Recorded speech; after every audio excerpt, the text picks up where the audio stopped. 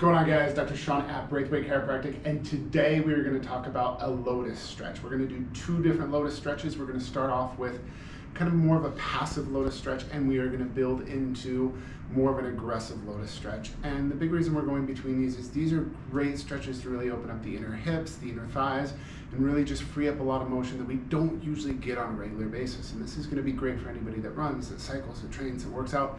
These are stretches that should be a part of your normal stretching routine. So I'm going to have you go and lay flat on your back and join me.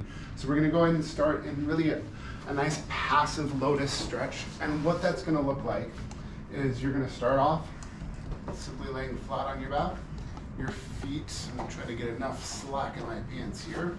Your feet are going to be facing together. You're just going to let your legs fall down to the floor as much as you can. Feel free to add a little bit of weight with your hands on top of the legs to help increase the stretch. But again, it's a great inner thigh stretch or inner hip stretch.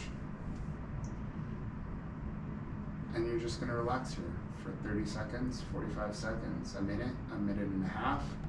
Anything along those lines is going to be really, really good just to help open up those hips. And again, this is a very passive stretch. It's static. You're just letting everything open up. And then if you really want to progress it, and you really want to get in there and open up the hips, you can do it from a seated position. So I'm going to go ahead and have a seat on your mat. We're going to bring your feet as close to your body as you possibly can. You are going to take your arms, and when I do it, I like to grab the outside of my feet and use my elbows to press down, because I feel like that torque really gets in there and opens up my hips. Some people like to let their hands or arms kind of rest on their legs or press down. Whatever position is the most comfortable for you, where you get the deepest stretch, that is the best position for you. When we get into the more aggressive positions where you're sitting and kind of pressing down, holding for 15, 20, maybe 30 seconds at a time, coming out of the stretch and then getting back into it, is going to be ideal.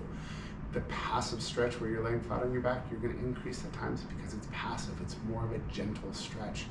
At the end of the day, trying to increase your flexibility by getting very aggressive and going after very deep poses that you haven't done before, it's another way you can injure yourself. Passive stretches that gently stretch you, done on a repetitive basis, is really what's going to increase your flexibility tenfold. If you have any questions, comments, concerns, anything like that, definitely leave those comments down below. If you haven't done so already, follow us along on Instagram. Have a great rest of your day.